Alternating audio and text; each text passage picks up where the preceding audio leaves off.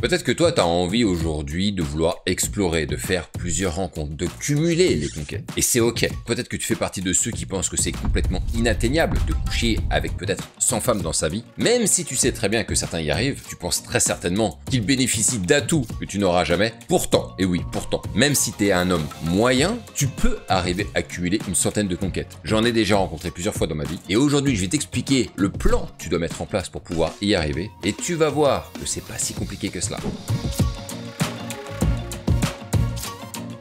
Pour multiplier les conquêtes, il faut faire beaucoup de rencontres. Je pense que là, je t'apprends rien. Et le mythe du mec ultime qui réussit tout ce qu'il tente parce qu'il est trop fort, ça n'existe pas. À moins d'avoir une expérience de dingue. Et donc la chose qui est extrêmement importante à comprendre, c'est que pour faire beaucoup de rencontres, il faudra faire beaucoup de rencontres qui n'aboutissent pas. Et pour bien comprendre ça, je vais t'expliquer la règle du 100-10-5, qui est utilisée dans la prospection commerciale. Et cette règle, elle illustre le ratio entre le nombre de tentatives effectuées, donc c'est-à-dire des appels ou différents types de prises de contact, et les résultats obtenus, qui sont généralement des ventes. Et donc pour 100 tentatives, tu vas avoir que 10 personnes qui vont être intéressées par ton offre ou qui montrent un intérêt, et sur les 10, il ne restera plus que 5 qui se transformeront réellement en vente. Ce qui veut dire que pour 100 tentatives, on espère avoir 5 ventes. Ça, c'est pour ceux qui maîtrisent le truc. Pourtant, je sais ce que tu es en train de te dire, tu te dis que c'est plutôt faible. Mais pourtant, c'est la réalité. C'est aussi réel que le feu brûle, hein, je le dis tout de suite. Et l'idée très intéressante qui ressort de cette règle, c'est la puissance du filtrage. Parce que, étant donné que toutes les personnes ne seront pas intéressées, eh ben celles qu'ils sont mériteront donc une attention supplémentaire pour maximiser les chances de conversion. Et c'est la même chose pour les rencontres, strictement la même chose. Si sur 100 tentatives, il t'en reste que 5, c'est déjà très bien. Je sais que ça ne se dit pas aujourd'hui là, sur la toile. Maintenant la question c'est comment est-ce qu'on peut faire alors pour coucher avec 100 femmes dans sa vie? Pour y arriver, il faut effectuer, accroche-toi bien parce que là,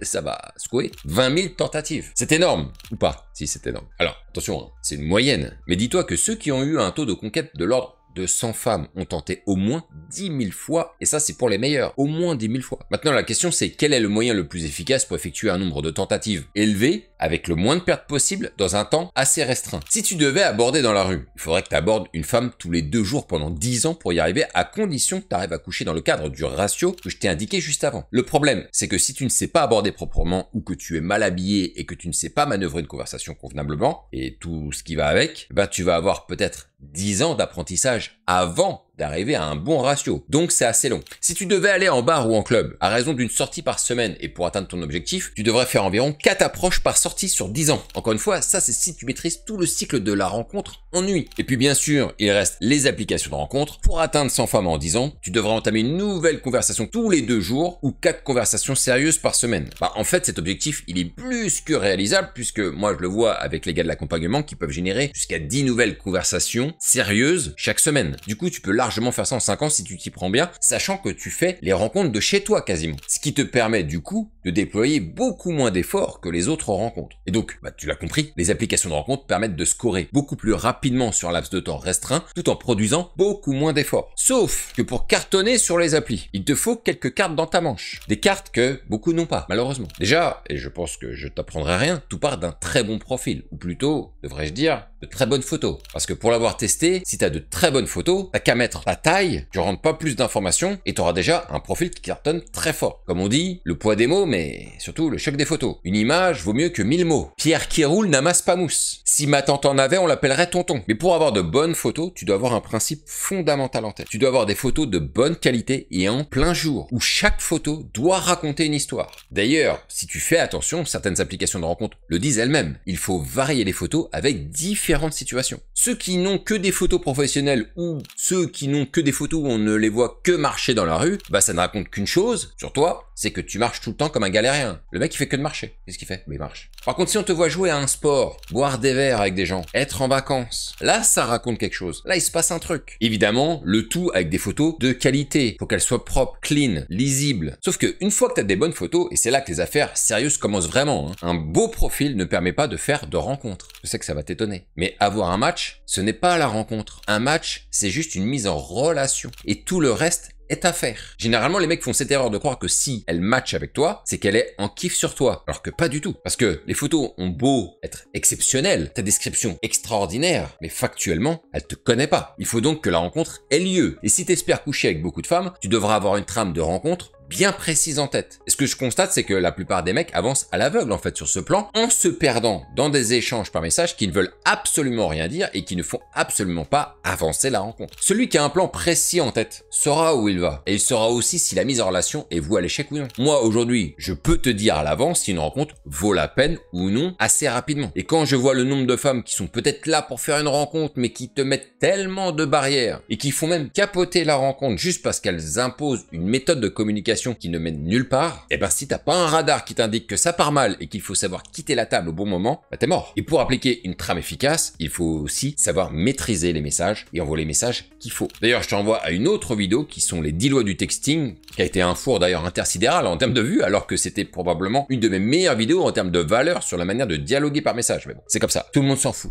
Alors que c'est le point faible majeur, hein, quasiment. Maintenant, je vais te poser une question. Selon toi, quel est le pourcentage d'importance des messages lorsque tu rencontres une femme sur les applis? Je suis sûr que tu me dirais que c'est important à hauteur de 90%. Bah pas du tout, pas du tout. En fait, les messages, on s'en fout. C'est ça qu'il faut savoir. On s'en fout tellement que ça ne représente que 5% de la rencontre. Le but n'est pas de dialoguer par message, mais de rencontrer la personne en vrai. Et pour y arriver, seuls quelques échanges, 10 au max, suffisent pour aboutir à un premier rendez-vous. Parce que là aussi, les messages ne sont qu'une passerelle à un rendez-vous, et non un moyen de faire connaissance. Pour se rencontrer réellement, il faut un contact humain, et l'écriture est trop froid pour ça, n'est pas adaptée pour ça. Ça n'a jamais été le cas, et ça ne sera jamais, même si certains n'utilisent que ça. D'ailleurs, les messages sont devenus tellement un détail de l'histoire pour ceux que j'accompagne aujourd'hui, que je leur ai même entraîné un robot pour délivrer des phrases d'accroche pour démarrer les conversations et éviter de se faire des nœuds au cerveau pour rien et se demander qu'est-ce qu'on pourrait bien faire pour les moustiller, et un autre robot qui donne lui des réponses à tous les messages qu'ils reçoivent. Ce qui fait qu'ils arrêtent de se prendre la tête avec ça. Certains ne font plus que des messages avec mes petits robots. Et crois-moi, ça marche très bien. Et tout est beaucoup plus facile comme ça. Ensuite, si tu veux maximiser tes chances de faire des rencontres, je suis sûr que tu vas me dire qu'il faut voir la fille en vrai très rapidement. Eh ben non, en fait. Non, non, non. Lorsque tu rencontres en vrai une personne que tu n'as jamais vue, c'est comme faire la rencontre d'une parfaite étrangère. Et je te le dis, ce sont les rendez-vous les plus difficiles à réaliser, parce que vous n'avez aucun lien, aucune connexion à ce stade. Si je reprends les rencontres dans la vraie vie, lorsque tu revois la fille, il y a déjà un lien, parce que tu as dû l'aborder, et donc il y a déjà quelque chose qui s'est installé, même si c'est minime. Si tu vois une femme en vrai que tu n'as jamais vue, tu devras faire une masterclass de rendez-vous pour l'embrasser à la fin. Bah oui, c'est évident, tu pars de zéro. Quand tu fais une rencontre dans la vraie vie, tu ne pars pas de zéro. Et ces rendez-vous où tu pars de zéro sont beaucoup plus compliqués que les rendez-vous que tu fais avec des femmes que tu as rencontrées dans la vraie vie. Donc il faut que tu crées du lien humain avant de l'avoir pour équilibrer le niveau de connexion comme on peut l'avoir dans les rencontres dans la vraie vie. Et le meilleur moyen pour faire ça, c'est l'appel téléphonique. Et là, je sais, il y en a qui vont me dire « Ah, mais moi je suis pas à l'aise au téléphone. » Ah bah tu vas devoir travailler. Alors l'appel téléphonique comporte plusieurs avantages. Le premier, c'est que tu pourras faire connaissance de chez toi sans te déplacer. Donc ça, c'est un gain de temps extraordinaire. Le deuxième, c'est que si la fille est bizarre, tu sais que tu ne vas pas l'inviter à prendre un verre du coup. Donc là, on fait encore un gain de temps. Et le dernier, c'est que quand vous allez vous revoir en rendez-vous, vous aurez l'impression que vous vous connaissez déjà parce que vous avez eu une conversation téléphonique agréable. Et ça change tout, baby. D'ailleurs,